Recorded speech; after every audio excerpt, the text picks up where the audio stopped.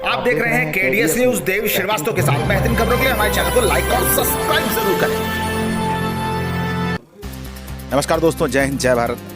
जैसा कि आप जानते हैं कि मैं हर बार किसी नई खबर पर हर बार आपको अपडेट करता हूं, आपसे रूबरू होता हूं। इस बार भी एक बड़ी खबर है, क्योंकि एक राजनीति का बड़ा चेहरा राजनीति के नए गलियारे में प्रवेश करने जा रहा है। हम उस चेहरे से आपकी बात कराएंगे, आपको रूबरू कराएंगे, लेकिन उससे पहले चाहते हैं कि अगर आपको हमारे द्वारा दी जा रही खबरें पसंद आ रही तो हमें लाइक और सब्सक्राइब जरूर करें, जनहित में हमारी खबरों को शेयर करें। दोस्तों, एक बार फिर आपका होस्ट, आपका दोस्त देव श्रीवास्तव आपका स्वागत करता है। हमारे साथ हैं ज्ञान प्रकाश बाजपेयी जी। दादा, बहुत बहुत स्वागत है आपका हमारे चैनल और हमारे सभी दर्शकों की ओर से। दादा, जो अभी बात आ रही है सामने कि आपने भाजपा का दामन छोड़ दिया है और आप साइकिल पर सवार हो गए हैं, तो क्या है, ऐसा क्यों किया है, क्या ऐसा? देखो, जिस पार्टी में सम्मान नहीं है वहाँ रहने का कोई मतलब नहीं होता।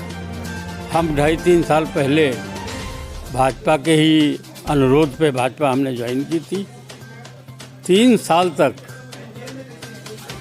किस तरीके से हमने काटे हैं, कितना ज़्यादा पीड़ित हुआ है मन हमारा कि हमें किसी कार्यक्रम की सूचना नहीं देना, हमें कोई काम नहीं बताना, हमसे किसी भी चीज़ की कोई जानकारी शेयर नहीं करना।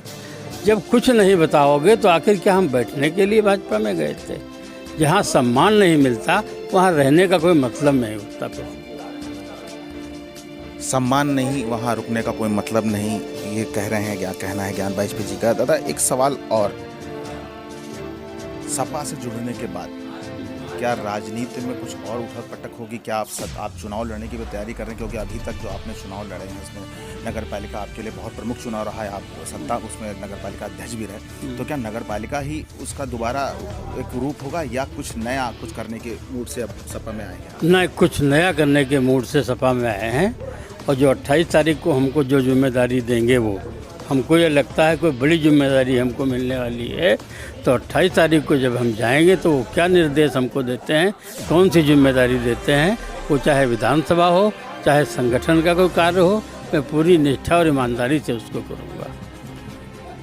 एक और आरोप आप पर लग रहा है इन दिनों, जब आप जैसे ही आपने फेसबुक पर स्टोरीज शेयर की, अपने फ़ोटोज़ शेयर किए, तो भाजपा के कुछ लोगों का ये आरोप है कि आप तो ऐसा करते ही रहते हैं, आपका एक जनरल काम है पार्टियों को चेंज करना, तो इस पर क्या कहना है?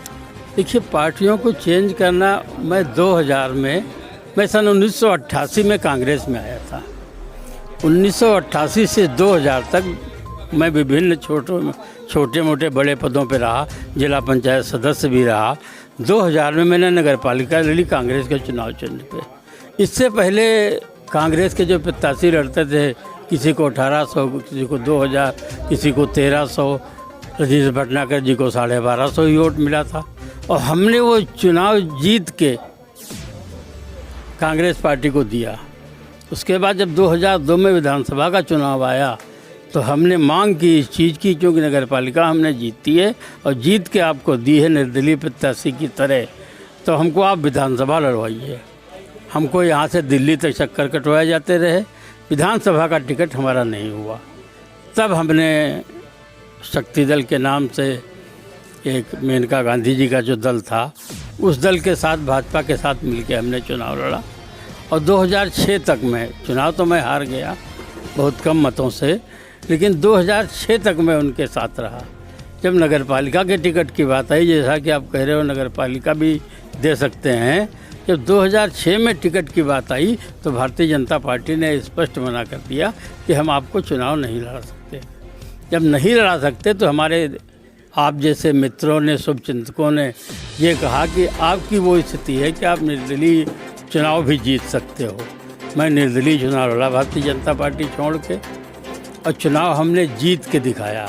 और एक ऐतिहासिक वोटों से चुनाव जो हमारा जीता है वो आज भी एक इतिहास है। ये सच्चाई है कि जितने भी चुनाव लड़े गए वो ऐतिहासिक थे, जीत भी ऐतिहासिक थी। अब ऐसे में जो सपा द्वारा जो नई जिम्मेदारी देगी उस पर कितना खरा उतरेंगे ये आने वाला समय ही बता पाएगा। लेकिन हमारे जो दर्शकों का एक प्रमुख सवाल है, ब्राह्मण चेहरा, ब्राह्मण चेहरा, ब्राह्मण चेहरा। एक ब्राह्मण शब्द जो हर बार इस्तेमाल हो रहा है, और कहीं ना कहीं अभी वर्तमान में हुई तिकोनिया में एक घटना, उससे भी एक ब्राह्मण चेहरे को काफ़ी बदनामी या कहें काफ़ी लोगों का आक्रोश का सामना करना पड़ रहा है। कहीं यही कारण तो नहीं है कि आपने भाजपा का दामन अचानक छोड़ दिया?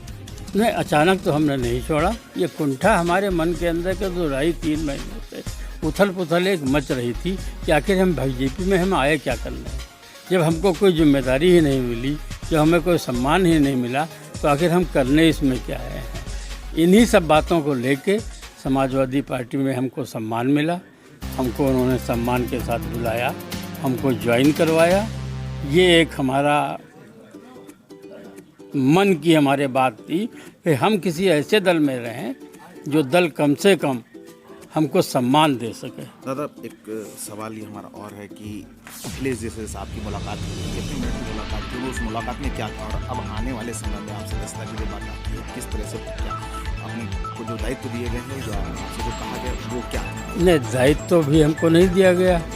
जब मैं उनके पास गया, परिचय दिया, डॉक्टर मनोज पांडे जी रायबरेली ऊंचाहार के विधायक हैं, वो हमारे माध्यम से, जब मैं वो हमको लेके पहुँचे तो बोले पंडित जी कहाँ थे अभी तक आप? हम तो आपको तलाश कर रहे थे, आप तो हमारे मोबाइल में हो।